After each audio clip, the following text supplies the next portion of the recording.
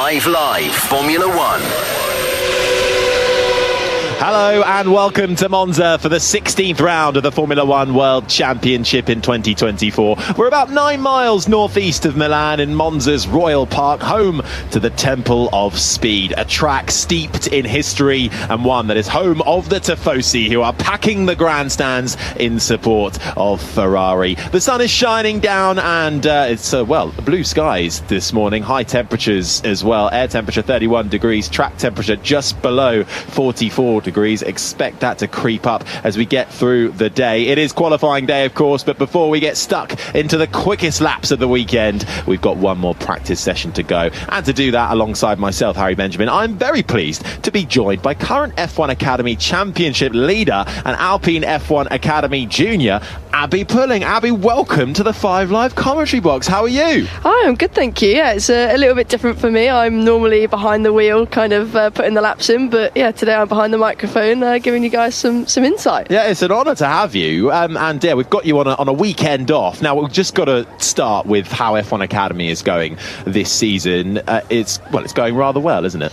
Oh, honestly, it can't be going much better. It's been a dream of a year so far. Hopefully we keep that going. Obviously, motorsport, it's unpredictable, anything can happen, but I think 5 out of 8 races has been race wins, and then on the podium every race so far. It's been amazing, and as I say, I just want to keep that momentum going. And dovetailing that as well with a bit of British F4? Yes, so I'm doing a dual campaign. It's been a really busy year so far. I think over the whole year it's 15 race weekends, which is, we're getting to F1 territory busy, there. Yeah. 2 to 3 races per weekend, so quite intense. Had a race win in that as well. So British F4 is mixed competition for people that don't know, so it's not just all female. I think there's 4 females on the grid, but then probably about 15-16 male competitors, so it's exciting, and I've enjoyed every minute of it. Brilliant. And of course you are being helped and given a bit of guidance from our friend Alice Powell as well. Now's the time. She's not here, so you can talk badly about her. It's fine. Yeah, I did tell her, I did give her a warning to listen in, because I'll be talking a bit of smack about her. No, but yeah, managed by Alice, and she's really helped me in my career. She's been through it all as a female in motorsport, and I'm very lucky that I'm kind of going through it all in a newer time of kind of motorsport, and being a female, there's a lot more opportunity now for us. So it's really nice to have her support, even on the mental side, and someone to go to if things are not going your way. And it's been a pleasure to work with her, really. Yeah, somebody who's been there and done that and knows how it all works. It's always nice to have that sort of mentor above you. And Alice will actually joining us on the coverage tomorrow for race day for the Italian Grand Prix. So do join us again tomorrow for the race. Now we're in Monza, and I mean it is one of the most iconic tracks on the calendar. It's old school. You've driven here a couple of times as well, raced here. What's it like as a track? What are the challenges of Monza? It is so special. I remember the kind of first session I had around here, I was like, I get the hype now. I never really got it to begin with, because I was like, it's just straights and chicanes, but it's actually so much more than that. It's got a lot of technique behind it, for sure, and just the history behind it. You can feel it as you're driving around, I think, and it's probably the first time I've ever had that feeling as a racing driver. But yeah, there's a lot more technical aspects as well. Obviously the braking, you've got to make sure your brake shapes are so perfect technically, and then it's all about momentum as well, through especially Ascari. You've got to really keep the minimum up, and the straights are just so long, so if you get a bad exit, you're just carrying that the whole way down it. Yeah, I mean it's 476 metres from pole to turn 1, and that's only just over halfway from the start finish straight, really. So it is a mightily long straight all the way down to the Rettifiglio chicane. That's turns 1 and 2. Just over 5.7 kilometres, 3.6 miles, 11 turns, 7 to the right, 4 to the left. What we're seeing and we'll describe to you here is a lot of cars, pretty much every team, bringing a skinnier front wing and a rear wing as well, getting a low downforce setup, because it is such a high-speed track. But as you alluded to there, Abby, also with the high speeds, I mean, in Formula One, you can get up to 350 kilometres an hour almost. But with that comes some pretty high demands with braking, as you just alluded to there. But you said brake shapes. What does that mean in sort of layman's terms? Yeah, so brake shapes, essentially, you've got to hit the pedal initially really hard. It's kind of a triangle shape you aim for. Hit the brake really hard initially and then hold your peak for a little bit. And then the bleed off needs to be really, really tidy, not on and off the brake. Kind of the wind as well is a really big factor, so you need to get your brake position very, very on the ball, and especially for qualifying, you've got to do that straight away. You've got to be on the ball straight away and figure out these different things that can change. You've got to adapt, and I'd say that's probably one of the harder parts of racing and getting that quali lap nailed. You're talking to an idiot here, so hold your peak when you're going through the corner? Okay, yeah, so you hit the brake and they're quite hard to hit. You've got to hit them, let's say, Formula 1 it'll be 160 bar probably. So you've got to hit a really high force and hold that for as long as you really can and you need to, and then you start to bleed off, so you feed out of the brake. Well, then that's just a little example there of just how taxing it can be on the brakes for these Formula 1 cars, indeed every type of category car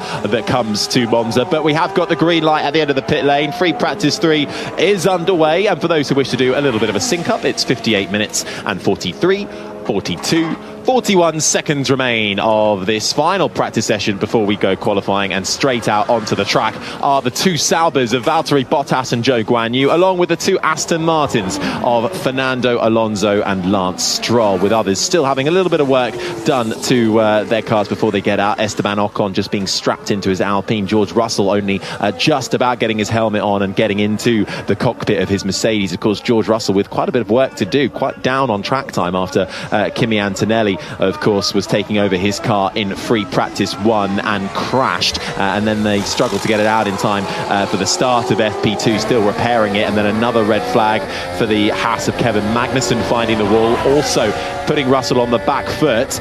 But I suppose, Abby, the big news is, despite the crash yesterday for Kimi Antonelli, the hype is still there. The young 18-year-old Italian now officially confirmed to be Lewis Hamilton's replacement at Mercedes next year. It'll be Antonelli and Russell, and I think that's a really exciting lineup, isn't it? And just an amazing rise for somebody like Antonelli through that junior career. Yeah, I'm over the moon for him. It's really nice to see junior drivers getting the recognition and being promoted. I think this was the first year where we actually hadn't seen a change up in the driver kind of seats, so it's nice to see the junior drivers getting that, and he's got big boots to fill. Lewis Hamilton, obviously multiple world champion, it's going to be tough for him, a lot of pressure, and we've also not seen a junior driver go into a big seat before for a while. It's obviously we've had Oscar Piastri go McLaren, but even in that time they weren't a top 3 level team. Obviously they are now. So as well, that would be really exciting to see if he can push for some podiums in his rookie campaign.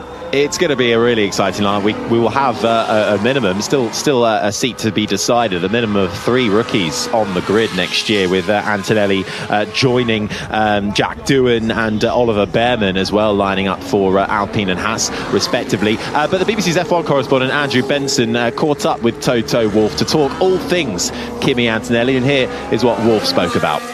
Kimi has been with us since the age of 11.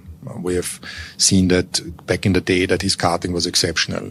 Maybe the only one who came ever close to it is Max's karting trajectory. And then he went through the Formula Series, winning in the rookie years, and that's very special. But so did George Russell. So it's not we will be having 2 drivers that are, I think, very extraordinary. Now, Kimi has all he needs, the ability and the speed, and he's part of the team for a long time. He's tested a lot, and we expect great things, but not from the beginning. It's clear we need to give him time and see how he develops. How much time will you give him? What are you sort of expecting out of the first season with him? I think probably we'll see some very good races and highlights in the first season, but on the other side, we will also see some, front wings that will be missing after turn 1, and maybe the one or the other things in the race where that that don't run so well. Formula One is a complicated car, lots of switches, and that's something you need to adapt to. But also measuring himself against George, we don't believe it is possible to be anywhere near that level. And on the other side, we acknowledge that, and also George does that, there is a young driver with a lot of ability, and that's our hope. So to have two drivers also that are really strong. Team principal of Mercedes, Toto Wolff, talking about, well, their latest signing, Kimi Antonelli, talking to the BBC's F1 correspondent Andrew Benson, who we could now cross to in real time. Morning, Andrew. I mean, Toto said there that he's expecting perhaps a few broken front wings from Antonelli in his first season. Well, he's already had his first broken front wing after yesterday's FP1 crash. But Wolff and Mercedes really do feel that Antonelli is the real deal, don't they? Well, yesterday was really interesting. In 1 3/4 laps, Antonelli packed in quite a lot of what Toto was talking about there. He was fastest of all with his very first flying lap, and then Lewis Hamilton went 6/10 quicker in the other Mercedes, and then Antonelli was on course to beat that time when he crashed at Parabolica. Now it's interesting that his time through the Ascari chicane on that lap was faster than anybody else managed for the rest of the session. Now, the problem was that in going so fast, he'd overheated his rear tyres, and therefore they weren't able to cope with the speed he tried to carry through Parabolica. But that gives you a sense of the potential that people see in Antonelli. And the Hamilton parallels are quite interesting because, as Abby was just saying, actually, I think it's probably, if I'm not mistaken, it's probably Lewis Hamilton was the last young driver, rookie driver, to come straight into a top team back with McLaren in 2007. And now Antonelli's doing it with Mercedes. Antonelli himself was very keen to say this morning that it wasn't possible to replace Lewis Hamilton, and he doesn't want to see himself as his replacement. I'm just the next driver for Mercedes. That doesn't alter the fact there's going to be huge pressure on him, not least because Toto Wolff was very keen not to talk about this morning in the two news conferences that he did. Mercedes is still keen on signing Max Verstappen for 2026. If they can manage to pull that off, one of those two drivers is going to lose their drive at the end of next year, Russell and Antonelli. And if they don't expect Antonelli to beat Russell next year, and it would be a really big ask because Russell is properly special, as we've seen from his driving against Lewis Hamilton for the last 3 years, you know, who's it going to be? So it's going to be a really interesting next 12 months. And actually, I wanted to ask Abby, you're not far off Antonelli's age, Abby. Have you actually raced against him or come across him as you were coming up through the ranks? No, to be honest, we've actually never crossed paths. He did a lot in Italian karting or European karting. I was very much in the UK, and then he went to Italian F4, and again I stayed in the UK in British F4. So we've never crossed paths. But his trajectory in the last 6 years, I think he's won every category and become champion in every category he's raced in, which is, I mean, it just shows how special he is and how much talent is there. Obviously, last year racing in the Formula Regional Championship, and to now be in, a seat for Formula One next year in 2025 is, I mean, to me, I think it's insane. It's really, really, Mercedes have put a lot of trust in him, and I can't wait to see what he does. We've not really seen this since Max Verstappen, and with the new regulations in place with the age, etc. I think this is as close as we'll get to that in the modern day. It's an epic rise, isn't it, for Antonelli? 18 years of age, the Italian and German F4 champion, then straight into Formula Regional champion, and as you just alluded to there, then went straight to F2. He skipped Formula 3 completely and now finds himself in Formula 1 as a full-time driver for 2025 onwards. It really is amazing, and as Andrew was alluding to there, the knock-on effects that can have in the long term for the future of Antonelli, for Verstappen, and indeed for George Russell. It's an exciting time in Formula 1 to see who will be in these seats long term. Andrew, just bringing it back to some of the more on-track action we've seen throughout the weekend so far. Of course, the final practice session underway at the moment. Verstappen and Perez currently quickest. But what are we thinking about the order at the moment? It certainly seems like it's pretty tight on long-run pace from what we've gathered from the data yesterday. Yeah, if you dig down into the numbers from yesterday, Harry, it's actually really hard to pick who's the quickest team and driver. So obviously Lewis Hamilton was fastest of all. Max Verstappen was a long way down the list of times, but he never got a quick lap in. He made a mistake at Parabolica on his fastest lap. and he's actually sounding a lot more comfortable in the car and more confident in what he's saying than he was at Zandvoort last weekend.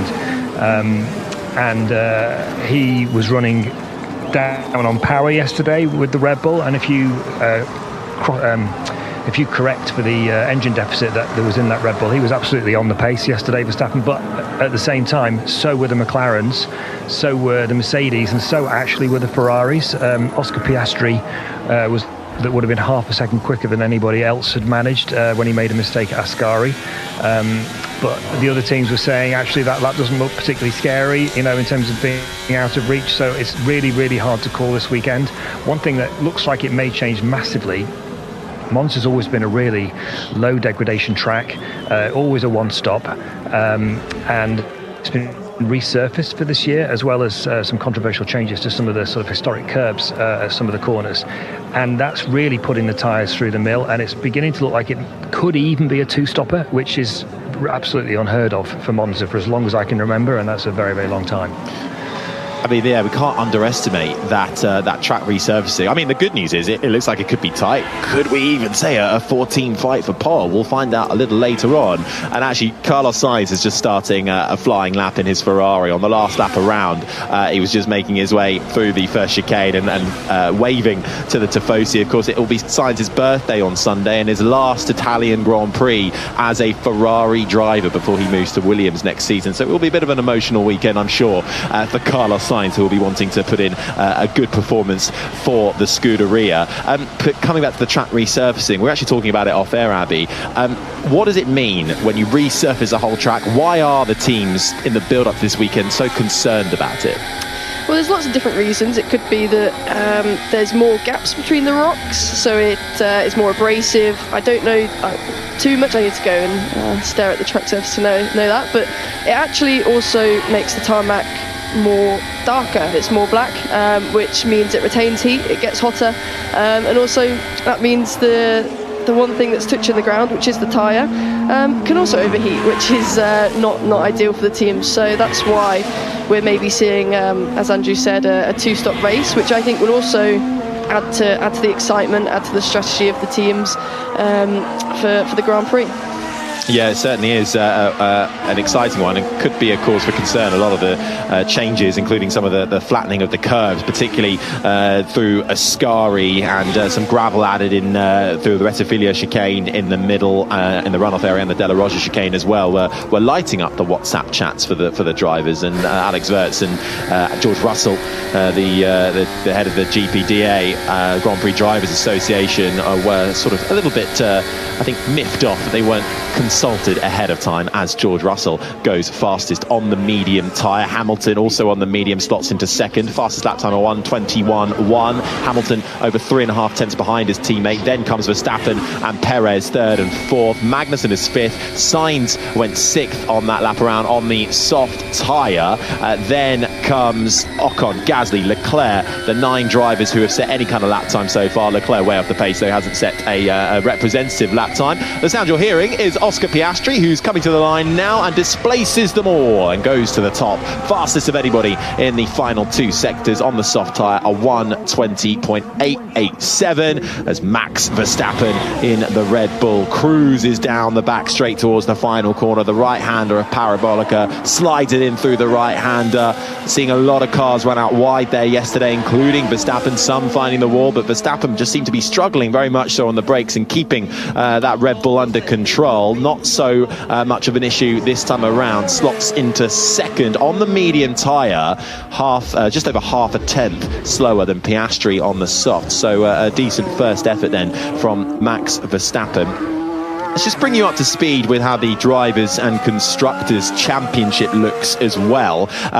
And could the fight be on? Well, certainly in the Constructors. There is just 30 points splitting Red Bull and McLaren coming into this weekend. Red Bull ahead of McLaren. Then comes Ferrari, Mercedes and Aston Martin rounding out the top 5. Then there's still a great fight between RB and Haas going on. Just 7 points between those 2 teams for 6th and 7th. Then come Alpine with Williams in 9th and Sauber rounding out the top 10, or the only 10. Sauber still the only team yet to get off the mark. 0 points to their name. Then in the Drivers, It's Max Verstappen who leads. The gap is 70 points. Not insurmountable, but a hard task for Lando Norris, who is chasing. Then comes Charles Leclerc, Oscar Piastri and Carlos Sainz round out the top 5, with Hamilton, Perez, Russell and the 2 Aston Martins making up the top 10 in the Drivers' Championship. Abby, you are currently leading in F1 Academy.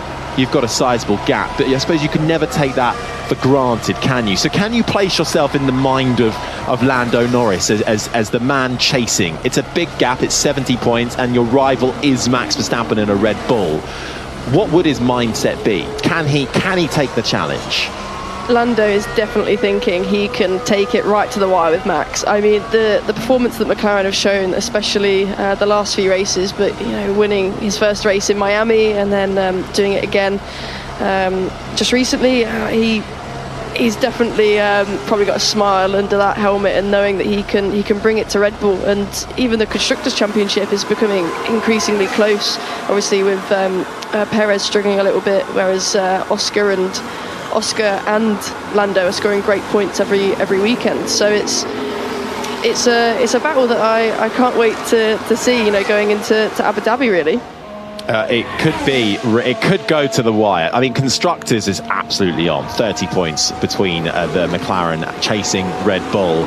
And Red Bull just seem to have stagnated a little bit when it comes to upgrades at the moment. In terms of upgrades this weekend, there are, everyone has brought some circuit-specific front wing and rear wings. Mercedes have been still trying to get to the bottom of their new floor, attempting to run that back-to-back in FP1 yesterday. Red Bull have also been comparing their different floors. A bit of a mismatch, really, a Franken floor as they're describing it, across the two cars as they attempt to understand where they can find gains. Ferrari have brought quite a few as Charles Leclerc crosses the line to go 4th fastest. Sainz down in 8th on an outlap at the moment. Ferrari brought a new nose, mirror, floor fences, body, a floor edge as well, along with a diffuser and the engine cover, all searching for performance. McLaren with a new engine cover off the back of their sizable upgrade introduced a couple of races ago now. And similarly, a little bit further down the pack, RB have brought a new floor body and halo tweaks to search for performance. So too for Sauber, floor body and diffuser are their upgrades outside of the circuit-specific front wing and rear wings, the much skinnier ones that you'll see compared to the usual tracks we go on here in Monza. Of course, the high speeds getting up to 350 kilometers an hour, and this marking the last of the European races before we head to Baku and Singapore over the next couple of weeks, and then we're into the home stretch, really. Austin, Mexico, Brazil, Vegas, Qatar, and then it all comes to an end in Abu Dhabi. 24 races gone in the blink of an eye, maybe. Longest season ever. We'll see how we feel at the end of it. 42 minutes and 21 seconds remain. Norris is now fastest ahead of Piastri, Verstappen, Russell, Leclerc the top 5, Hamilton 6th, Perez is 7th, Magnussen, Sainz, Ocon the top 10. Then it comes Gasly as he just gets displaced actually by one of the other debutants this weekend, Abby, for the rest of the season as well. Franco Colapinto, the man from Argentina, gets the call up from Formula 2, and so far in FP2 has been steadily chasing the pace. Only finished a couple of tenths off Albon in FP2, which I think is mighty impressive for somebody who only found out he was a Formula 1 driver on Monday. Yeah, well, it's a lot of pressure on Franco's shoulders. Coming in halfway throughout a season is not easy for sure. And to see him, like say, a couple of attempts off of Albon, who is, an incredible driver, Logan seemed to struggle to get within his pace, but it seems Franco's took to it a bit like duck to water, to be honest. I think it helps this track. He seems to like this track, winning in F3 the last couple of years, and who knows what he would have done this weekend if he was here in Formula 2. But I mean, I couldn't say no to a call-up like that, could you? Absolutely not. I mean, he is now the youngest driver on the grid, 18 years old. becomes the next Argentinian driver after Fangio, Carlos Reutemann, and the last one since Gaston, I think it's Mazzacane. I'm sure maybe Andrew Benson can correct me on that one, but the last Argentinian racer since 2001. We have seen him debut in Formula One earlier this year in FP1 at the British Grand Prix, and is a multiple winner here back in Formula 3 around this track. So he knows this circuit so far, and has so far been driving very well and steadily finding, I suppose, the confidence, because the pressure must be mighty on somebody. Well, actually, is the pressure mighty on somebody like Colapinto? We're just seeing him actually come into the second Lesmo, clouts the curb on the inside, unsettles the car, runs a bit wide, and kicks up a little bit of the gravel on exit. So Colapinto starting to push to the limit now. But is there pressure on somebody like Colapinto to be called up like this? Because, of course, that seat is Carlos Sainz's next year, so he's not fighting for a seat at Williams. Yeah, well, I would say it depends how he's looking at it and going into the weekend, because he could either be going into it saying, well, I've not been racing all year, I've not, kind of gone with the progression of the upgrades, and I'm just here to try and get the results, learn as much as possible, and show the progression. I mean, he's still got a lot of races to show that progression. Or he could be coming into the weekend kind of a bit like Antonelli did in FP1 the first 10 minutes, being like, I want to prove a point, I want to show that I deserve to be here, and kind of push his way to the front. But like I say, with Kimi, it kind of went not too well, to say the least. He went into the wall, so we'll see. 45G. Can you describe how big a crash that is for Antonelli? That is, 45G is as much as you ever want to get. For example, going around a roundabout in your road car, you'd see probably, depending on how fast you go around it, the little races on the road out there, it will be from about 2-3G that you feel, your body getting pushed. Whereas, this is a 45G incident, and it's also he's travelling at that speed, and then he goes from 0 to 45 instantly, whereas cornering, it's progressive, you build up. So imagine 20 times that, and instantly it's pretty tough on your body. A big thing to walk away from for Antonelli, and it did delay George Russell getting out in FP2, but and Colapinto, having been out there, just had a little skirmish with the gravel, has now come back into the pits. He's currently down in 15th spot. Still no lap times from Bottas or Albon.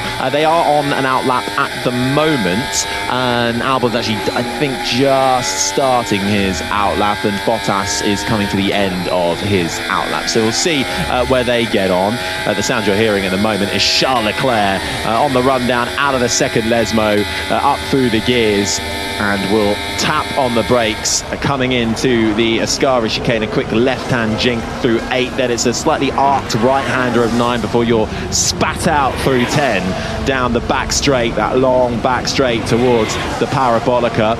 I mean, if you're a stickler for up-to-date names, then it's the Alboreto curve, but I think most people are sticking with the Parabolica. Round the right-hander, keeps it neat and tidy on the soft tyre for Charles Leclerc, hugs the pit wall on the main straight and goes quickest by just less than a tenth of a second. Charles Leclerc with a 1:26.14. I think something interesting to note actually is the lap record around Monza is set in 2004 by Rubens Barrichello, if my notes are correct. I can concur. And it's at 1:21.046. So that means that we're already lapping faster than that on the mediums with Russell, a little bit faster with Leclerc on the softs. So we could see a new lap record set this weekend. Well, that would be exciting, wouldn't it? Indeed. I think the track lap record as well, in terms of I think it must have been in qualifying, was Hamilton in the Mercedes. That was more in the 1:18s as well. So the race lap record Barrichello, and then the outright lap record Hamilton. So we are getting closer and closer. The track evolution so high. Actually, one thing I wanted to talk about, this is such a track that we use the names of the corners. You go into the 1 and 2, it's the Rettifilio chicane, then through the right-hander of 3, Curva Grande, before you stamp on the brakes, a quick left-right through the Della Rocha chicane. The 2 almost 90-degree right-handers of Lesmo 1, Lesmo 2, spits you out down the back straight through Ascari, and then you round out the lap through Parabolica. But as a racing driver, on the radio, when you come to circuits like this, are you saying, oh, there's a headwind down towards Ascari and it's really unsettled the car? Are you going by that or not? No, I think we're very data driven. We try and keep it as short as possible as racing drivers, and yeah, we use corner numbers as much as the fanatics will hate us for it. It's just so much easier, and it's much clearer on the radio as well, just to say T1 headwind or so on and so forth. So it's how it is for drivers. Well, there you go. They're data-driven for the racing drivers, and occasionally we'll do that as well. Now, there's a lot of big names down at the Sauber garage at the moment. Mattia Binotto, who is now the former team principal of Ferrari, who has moved over to Sauber and will become is now the CTO and COO of the Audi operation that will take over the team in 2026. He's down there with at the back of the garage with Stefano Domenicali, the president and the CEO of Formula One, and then there was also Peter Sauber, the former owner and team principal of the Sauber Formula One team. And then we also had Kimi Räikkönen there as well, former driver when they were Alfa Romeo, and of course made his debut with that team way back when he first started. The team he came into Formula One with, and the team he left Formula One in. So Kimi Räikkönen's actually got a youngster who's quite a nifty racer, hasn't he? Yeah. Is it Robin Räikkönen? You know what? You probably know better than me. I think it's Robin Räikkönen. I think maybe we'll see a Räikkönen in Formula One soon. Wouldn't that be exciting? That would be nice to see that name on the timing sheets again. Is it nice, though, as a young driver, to see this kind of influx of young drivers coming into the sport? Antonelli, obviously, Colapinto's getting his chance, but as I said earlier, we've got Behrman coming in, Doohan. Sauber is still to confirm who's going to be in that second seat, but who knows who we're going to get there. I think Bottas is the front runner, but you never know. Is it quite sort of promising to see that young talent getting the chance? That road to sort of Formula One is working? Definitely. I think it's been a big conversation the last couple of years that the F2 champions haven't been promoted, and to now see all these names coming back in and getting given the opportunity. I'm obviously being a part of Alpine. I'm very excited to see what Jack Doohan can achieve next year. I mean, he's such a nice guy, and he really deserved the opportunity. And just I think being on an academy myself, it's also kind of positive to know that actually we are getting looked at, we are getting kind of recognised. And to come back to that jump that Antonelli did, we've just seen Kimi Räikkönen. Of course, he made the jump from Formula Renault, skipping out the Formula 3000 back then before you got into Formula One. So he again skipped a whole category, and Formula 3 skipped two categories really. And I don't think much was expected of him at all. And look at him, a world champion and one of the most revered racers in Formula One history, and one of the best personalities as well, I think it's clear to say. But I wonder, it's nice to see him at a track, really. I don't think we've seen him at a circuit since I'm sure he must have been since he left the sport a few years ago. But that's the first time we've definitely got good eyes on him. 32 minutes and 32 seconds remain of free practice 3. Charles Leclerc is currently fastest with that soft tyre time of a 1:26, less than a tenth. Split him and George Russell, who did it on the medium. Then comes Sainz, Hamilton and Norris, who is 5th ahead of Piastri. Verstappen is 7th ahead of Albon, 8th. Hulkenberg is 9th, and Sergio Perez rounds out the top 10. Then comes Tsunoda.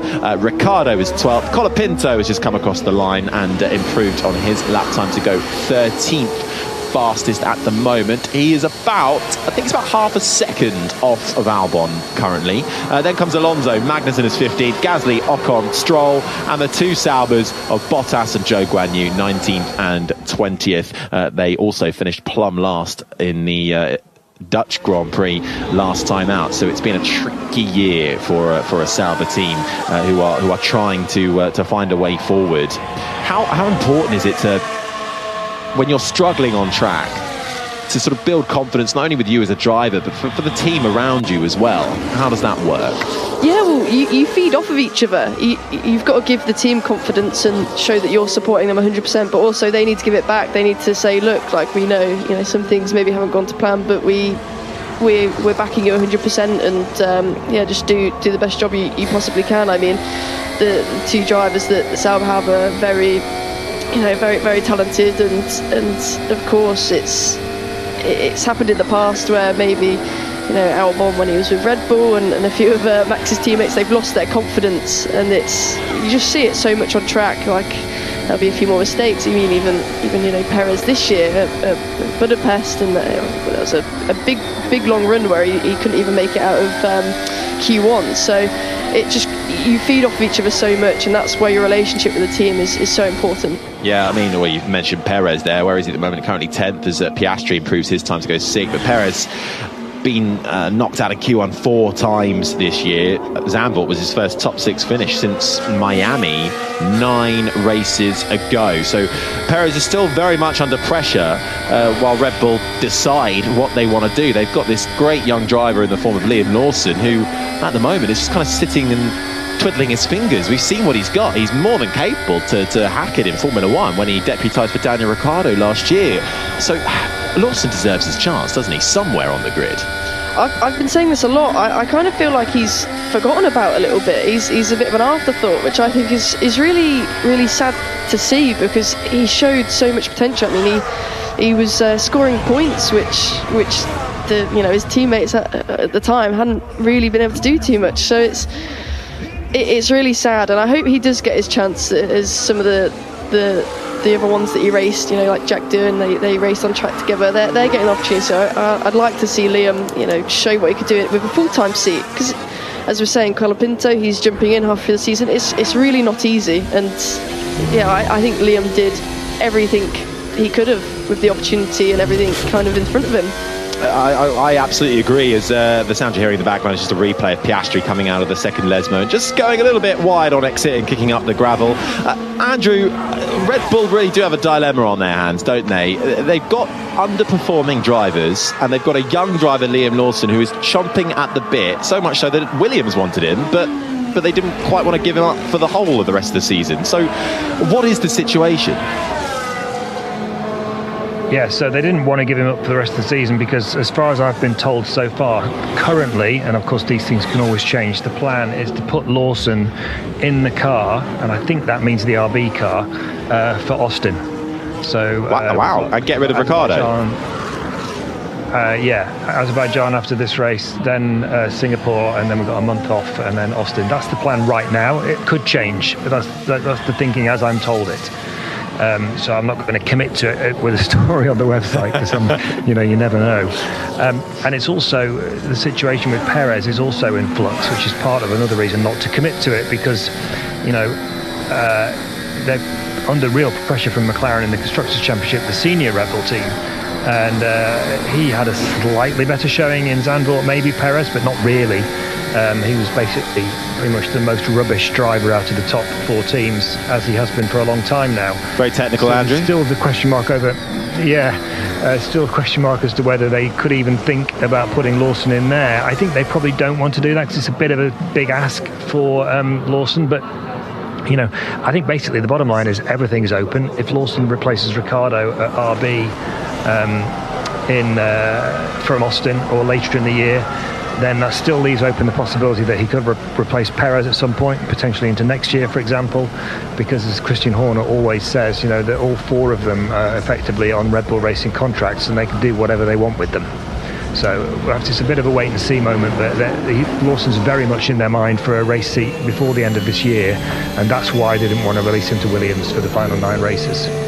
Well, it's not unheard of, the musical chair of the Red Bull seat. I really hope that Liam gets his opportunity, but it's also, let's not forget, Isaac Hadjar, who's leading the Formula 2 Championship, and also as well deserves an opportunity as well. So they've got such an influx of drivers that they don't actually have enough seats to place them anywhere. You're spot on, and the other guy is also Ayumu Iwasa, who is currently finished 4th in Formula 2 last year, and then didn't really have anywhere to go, so they put him in Super Formula. He's currently 5th in that championship with still 4 races to go, so I don't think he's setting the world alight, but he's another name on the Red Bull list. But Andrew, I just wonder, if Lawson then does replace Ricciardo, how does Ricciardo sort of weather that? Because for a man who really had it all and has the personality to almost elevate what he does on track, Red Bull kept him as a brand ambassador for a year for a reason. Is this Ricciardo then? Is it a retirement? Is it bowing out? Does he try and stay on the grid next year? Is there an Audi prospect? How do you see the Ricciardo situation ending? Well, as David Coulthard famously said, I don't have a crystal ball, but I think that would be the end for Ricciardo in Formula One as a race driver. I think the bottom line is he's underperformed to his previous level since moving to McLaren, basically. He was quick at Renault after leaving Red Bull at the end of 2018, but as soon as he got into McLaren, he wasn't quick.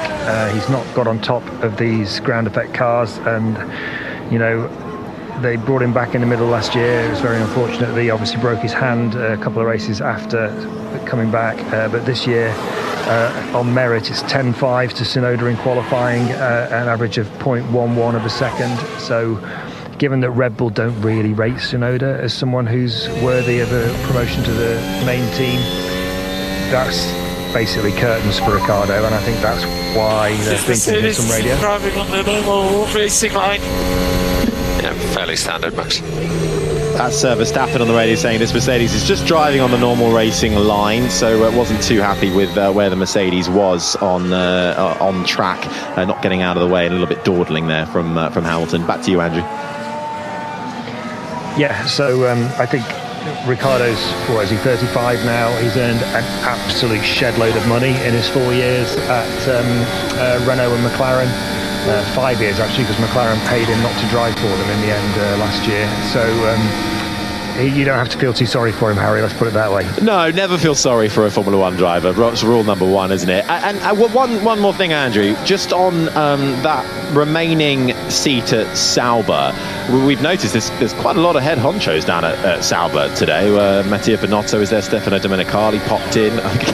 He's not a head honcho at Sauber, but Kimi Raikkonen was also there too. And so what's your thoughts on who you're hearing might be the front runner at the moment for that second seat alongside Hülkenberg? Well, the word on the street is that Bottas is in pole position for that team, and I think if that's the way they go, I think that's the right choice. I think he's the best driver on the grid at the moment who's still available.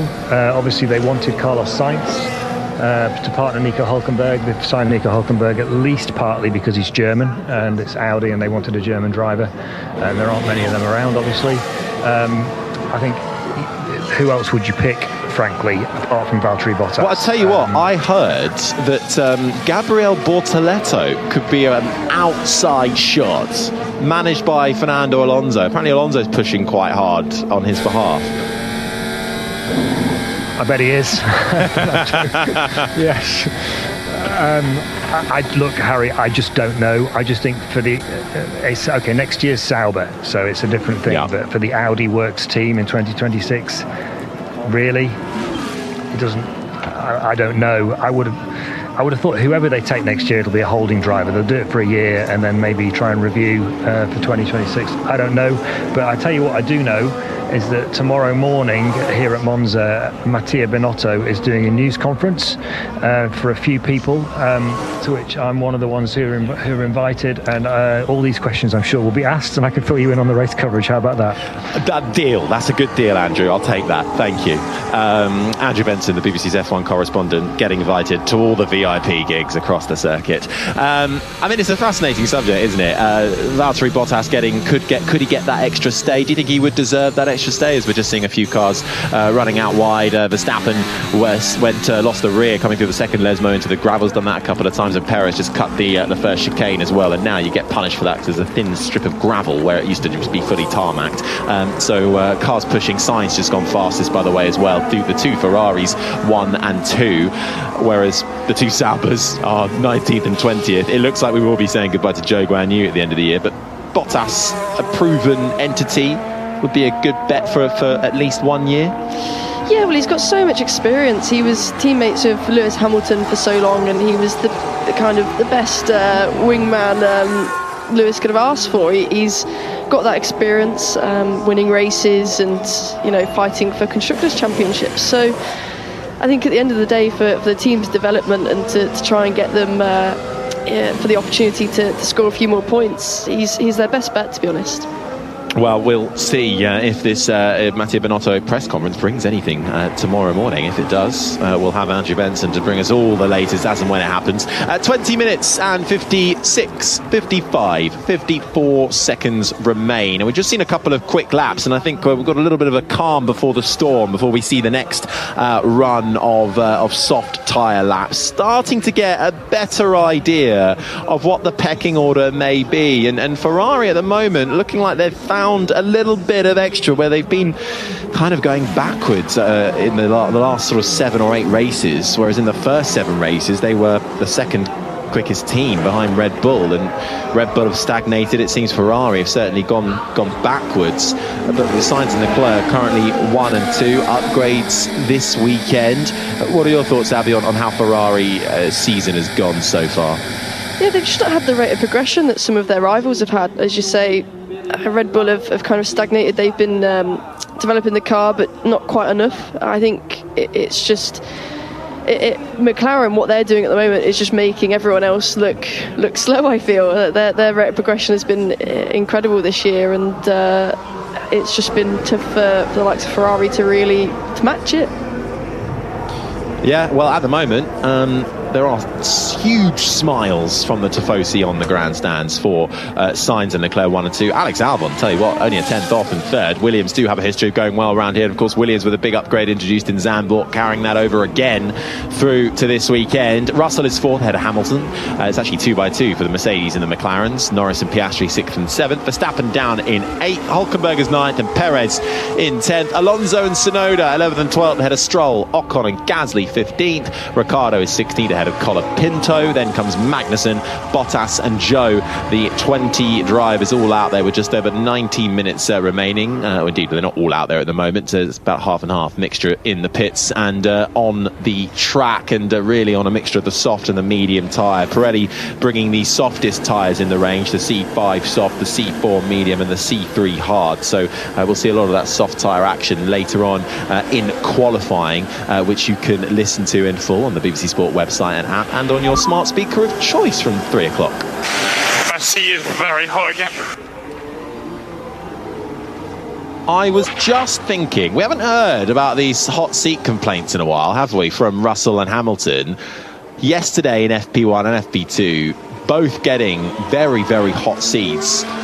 What is that down to? And why would a seat get hot, Abby? But it's definitely not putting the seat warmer on in your car. Just turn the seat warmer off. Come on, easy. No. It could be down to electronics. There's a lot of wires running behind the driver, and it could be. I mean, I've had it even in my car. Probably not as hot as what they're feeling, but you can get a wire or two that just seem to overheat. Yeah, Andrew, Hamilton spoke about this, did he, yesterday? He did. He described the feeling as like sitting on a sauna with no shorts on sort of pain. I don't know about you, Harry and Abby, but I wouldn't fancy that at all. It's not for the faint-hearted. Abby's absolutely right. It could be the electronics or the electrical system that's all packed around the driver's seat there. Also, at Monza, you get a lot of touching on the ground. What the teams call it touching. What it really means is the floor of the car banging into the ground as they go along the straight. Obviously, the faster you go, the more downforce the car generates, and it starts to bang on the straight as it goes down the straight. And obviously, when you're doing that at 350 kilometers an hour, that can get very hot very quickly. So it could be both of those things or one of those things or whatever, but it's obviously Mercedes haven't managed to fix it overnight. And the idea of sitting on a sauna with no shorts on for an hour and a half in the Grand Prix tomorrow, if you're Russell and Hamilton, doesn't sound like a particularly enjoyable experience, does it? No, it really paints a lovely picture though, doesn't it? And producer Joe has just described it as getting into a piping hot bath, just a little bit too hot. So I'll leave that one with you. But clearly then, on both cars, that being experienced, and even there was something, I think it was a loose nut that was in Russell's cockpit yesterday yesterday in FP2 that he felt sliding around there on the seats before he came in and had that seen to.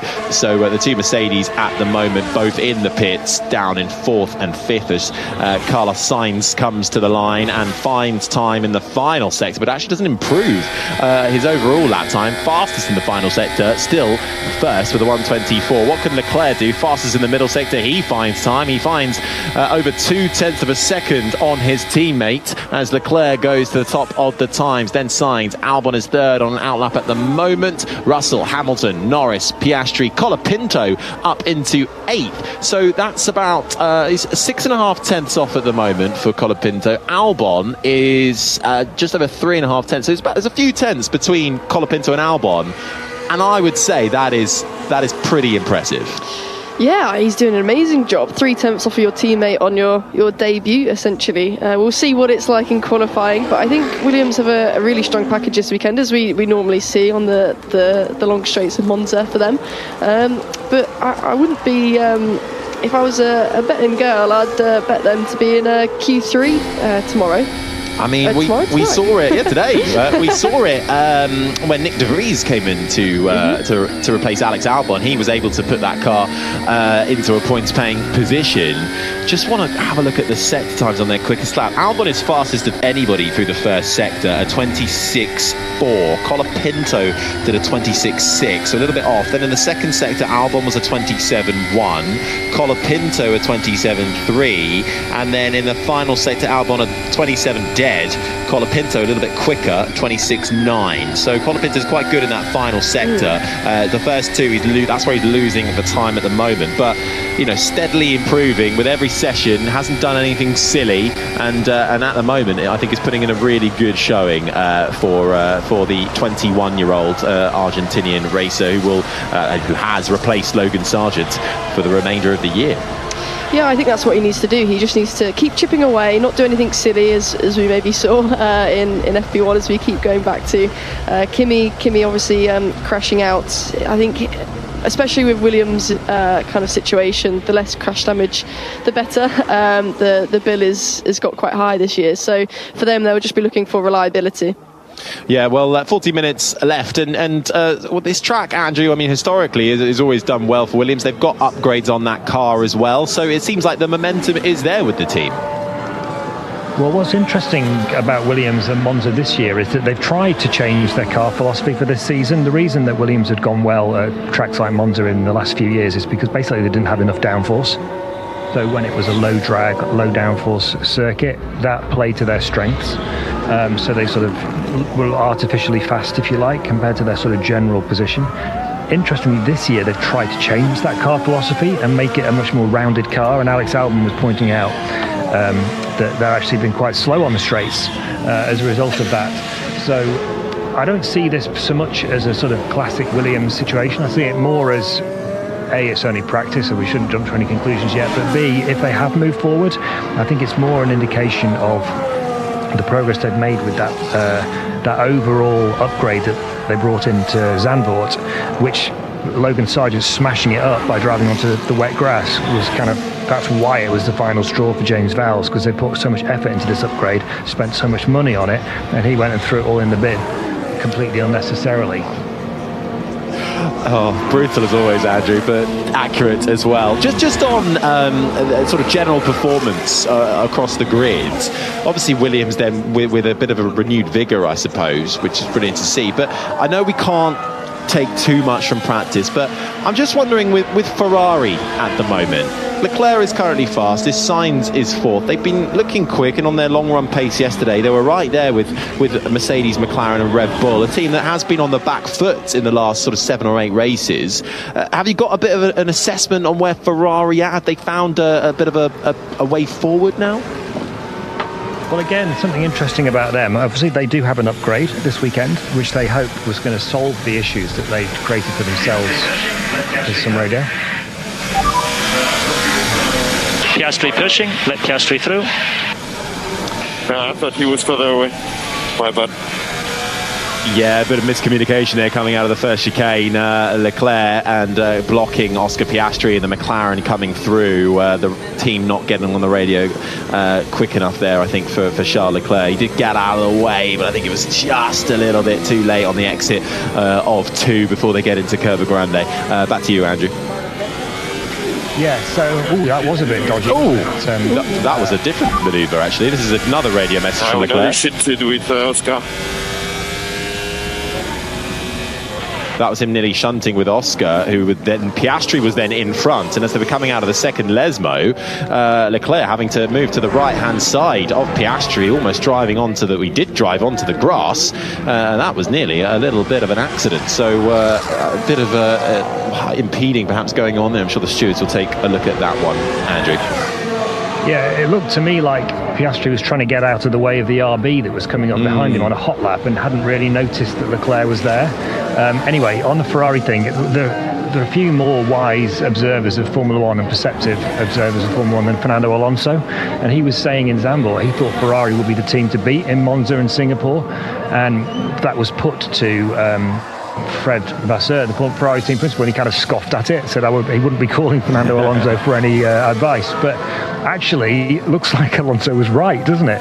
And I think he was basing his view on Ferrari's pace in Monza last year and, of course, Singapore, where Carlos Sainz was the only driver to beat the Red Bulls all year. And remember, Leclerc was quick in Monaco, and it's all about slow corner performance. Now, a lot of the corners in Monza are medium and high speed, actually, apart from the chicanes. But nevertheless, Ferrari were quick here last year, and I agree with Alonso. I don't know about Monza, but particularly about Singapore and Baku, by the way, which is the next one. I think Leclerc and Sainz are the favourites going into Singapore. Here's Russell's radio. Felt pretty rubbish. Balance is quite a long way off. That was Russell saying his last lap felt pretty rubbish. Balance is quite a long way off. He's still second fastest, a 10th splitting him and Hamilton, who has now gone to the top. So it's the two Mercedes quickest. The Ferrari's on an outlap at the moment, along with Piastri. Norris is just starting a lap, so we'll see what they've got. So, I mean, Andrew, this is great news then for Ferrari, who seem to have cured perhaps the bouncing and the other issues that were introduced with their upgrade package back in Spain. Well, I wouldn't jump to any conclusions just yet, Harry, but I would say it's not good news for McLaren, because obviously in terms of the championship they need to be beating Red Bull, but they don't need other people to be beating them. Ideally they want to win with other people between them and Red Bull. They don't want a Ferrari winning and then them second and then Verstappen third. Here's Verstappen's radio. Car doesn't turn. Low speed, medium speed. Yeah, it's Verstappen saying the car doesn't turn, low speed or medium speed. So Verstappen not happy there. Abby, what's he referring to there when the car's just not turning? How does that equate to what he's actually experiencing in the car? Yes, there's two different ways this can really be interpreted. It's turning, the initial turn-in, so when you turn into the corner, there's just no bite, there's nothing, and you miss the apex. Or it can be mid-corner, where the car does turn in and you can get into the corner, but then it just gives you nothing else after that. So I can feel his frustration. As a driver, understeer is the worst feeling in the world. So it does seem that all the teams, obviously Russell said the balance wasn't there, they seem to be struggling with getting the car in the right window, and maybe down to this new track tarmac, they're just still trying to find the sweet spot for it. Well, right now we're seeing some quick laps come in. Piastri was going very quick. Leclerc is just starting a flying lap. Norris has just finished one. He's currently 5th. Verstappen's come into the pit. Sainz is 7th. Albon is 8th. Colapinto on an outlap as well. Hülkenberg's gone pretty well in the first sector. I think he's gone fastest of anybody in the first sector is Nico Hülkenberg, who is flying out there. He's flying all the way down to the final corner. The Parabolica stamps on the brakes, chucks it into the right hand, lets the car run out wide but not too far. Got to keep it within track limits, and then he'll get to the DRS line. The rear wing will fly open. They almost sort of move slightly over to the right hand side on the start finish straight. Decent lap from Hülkenberg. It's 8/10 off Hamilton's time, but for Hülkenberg and Haas that will prove encouraging for them. as we just get a look and a listen to Piastri making his way through the Della Roja chicane and coming out and losing the rear a little bit, and then finding himself onto the gravel. Yeah, a little bit of traction loss there. His sector 1 would have been a bit hampered by that, but it's nice to see the drivers getting the limit, finding the limits. Why do we see the drivers coming out of the Parabolica and then almost sort of on the start-finish straight moving slightly towards the pit wall as they kind of cut the beam? Yeah, well, it's all about kind of finding every little bit of speed, and it's actually just cutting the distance off. If you were to kind of let the car run out wide and follow the white line, you're adding, gosh, it probably is about 30, 40, 50 metres extra than what you actually need to. So yeah, they cut the track up, come tight on the straight just to cover less distance, really. Well, Perez has just cut a whole load of distance, but he's had a moment down at the Della Roja chicane, lock up, and had to cut right across the corner. So Perez also struggling out there. These Red Bulls aren't happy.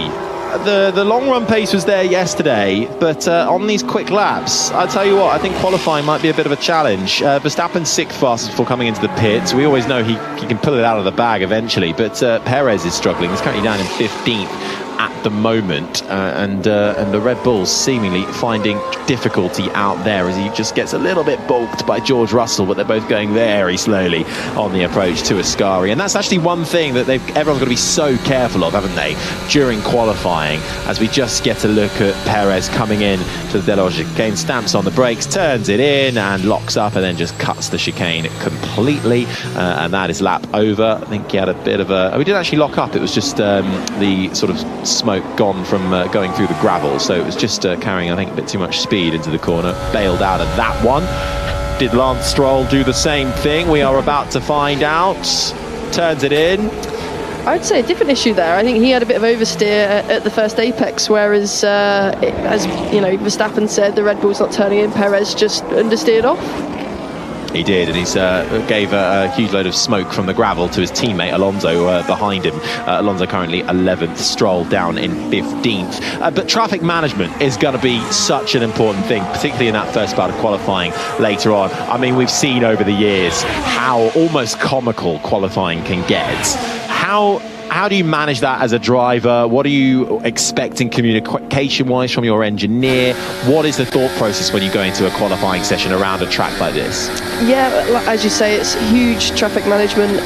I mean, it can help you getting a tow, but sometimes it's just worth it to just get on with it. And yeah, we've seen in the past, it's just like, come on boys, just get on with it. Find your piece of track. There's 5.7 kilometers of track. You can find a little area. Yeah, but I mean, it can also, drivers like Albon, who are kind of on the cusp of getting into Q3, getting that tow could excel them and make sure it solidify their position there. So it can be frustrating if you get impeded, but everyone's out there trying to get that little advantage where they can. Yeah, Russell then doing what you said, trying to get that advantage, cutting out the distance travelled towards the start-finish straight, finds time in the first and final sector, but doesn't actually improve too much on his lap time. Indeed, stays second fastest for George Russell. Leclerc is having another go at it. Lost a bit of time in the middle sector, but it's not much. He was good in the first sector, 26.5 from Leclerc, but a 10th down on Russell in the first sector as he looks in his mirrors. Yeah, and actually, he's backed off, hasn't he, massively, so he's bailed out of that one. So deciding to abort that lap, and is he going to come into the pits or give it another go? Makes his way round the right hander of Parabolica and then eases off into the right hand lane for the pit lane, down to 80 kilometers an hour to get that pit limiter on. That'll be why. Well, this was earlier. I think we're just seeing that incident again, are we? Coming out of the second Lesmo. Do you think that was Piastri not paying attention? His Ricciardo. Gosh. And for info, Leclerc also impeding Piastri just before you. Yeah, that was the best. So coming through the second Lesmo, that was Daniel Ricciardo you just heard there. Coming through the second Lesmo, out the right-hander, Piastri was ahead of the RB of Ricciardo, but then Leclerc, Piastri was ahead of the RB of Ricciardo, but then you also have Piastri in the McLaren just tucked into the right hand side ahead of Ricciardo. But do you think that was Piastri not seeing Leclerc and only focusing on the RB? Yeah, I would say, putting myself in his position, it's really hard to see who's behind you, especially as it's just coming out of Les Mots 2, so there's not much distance to the corner. So he definitely was looking, saw the RB coming in his left mirror, went to the right, and all of a sudden there was a Ferrari on his outside. So I can't really put him at fault. I don't think he meant to do it. It just happened to be there was a car where he didn't expect it. No, well, we shall see if that comes to anything or not, and the stewards room might well be looking at that one. The last thing to pop up was Perez being investigated after the session for failing to follow the race directors going down the escape road at turn 4. There is a little strip you're supposed to basically, if you can't make the De La Rocha chicane, you have to go straight on and follow the little tarmac road and feed back at the exit of 5, almost getting towards 6, the first Lesmo. They do accept if it's impossible for you to do that, you can get away with it, but do you think Perez will get away with that one? And it's practice as well. Yeah, well, if it's the incident that we saw, he was so far through the first apex that he'd almost have to do a U-turn to go back to that slip road, so I think he'll get away with it if it was that specific incident. But yeah, as you say, they're quite strict on making sure that you follow it just for safety. We've seen incidents in the past, so yeah, practice though they'll let him get away with it for this one, I think. But decent lap times coming in. Verstappen still pushing, kicking up a little bit of the gravel on the exit of the De La Rocha chicane before he slings it into the right-hander of Lesmo 1. Almost touches the gravel again on the exit, keeping that Red Bull on rails out of the second Lesmo. It's a personal best for Verstappen in sector 1. Gets a little bit of traffic in Lando Norris in the run down to Ascari. Gets out of the way, but Verstappen losing time in the middle sector. He's almost 4/10ths down on Hamilton's best time in the middle sector. It's Hamilton who is currently fastest. The checkered flag is out, so this will be Verstappen's final lap before he goes qualifying later on. Stamps on the brakes, slings it into the right-hander of the Parabolica, arcs it through, nice and controlled for the Red Bull, but he's down on time. Can he make any of it up as he gets towards the checkered flag? He does. He finds the most time of any in the final sector, but it's still not enough to haul him out from 6th place. He's 2.5 tenths down on Hamilton. And Charles Leclerc also on his final flying lap before we go qualifying. Norris takes the flag in 5th, Hülkenberg, Ricciardo Stairway, they are in 10th and 12th, Stroll down in 15th. That is the end of free practice 3. Leclerc trying to do anything to put in one final lap time to see if he can elevate himself from 3rd. He cannot, stays in 3rd place, and nobody else really finding a huge chunk of time. Checkered flag out then for free practice 3, and it's Lewis Hamilton and Mercedes on top. A 1:20.117, the fastest time, less than a tenth splitting the two Mercedes. Leclerc 3rd, then it's the two McLarens, Piastri ahead of Norris, Verstappen only 6th ahead of Sainz, and the two Williams, Alexander Albon in 8th, with Colapinto only a few tenths off him in 9th. Hülkenberg rounding out the top 10. Then it's Alonso, Ricciardo in 12th, Tsunoda and Gasly with Stroll in 15th, Magnussen is 16th, Esteban Ocon is 17th ahead of Sergio Perez down in 18th, Valtteri Bottas is 19th, and Zhou Guanyu 20th and last. And the next time we'll see the cars out on track will be qualifying. But Abby, what are you taking away from free practice 3? Well, it's actually super close from top 10. From the top 10 to 18th, there's 3 tenths in between the times. So I think that's going to be a very, very exciting Q2 to see who gets through. We can't really put a name on it. Obviously, there'll be the usuals with Mercedes and Ferrari and McLaren getting through. But it's them last few places. I literally couldn't put money on who would be there. It's tight, isn't it? And it's all about fine margins. I'm really excited to see what Colapinto can do. I don't want to over-egg it, but I'm quite impressed by him so far. We shall see what happens in qualifying later on. But as we leave the final practice session, it's Mercedes who have the advantage and finishing top. Hamilton ahead of Russell. Leclerc rounds out the top 3.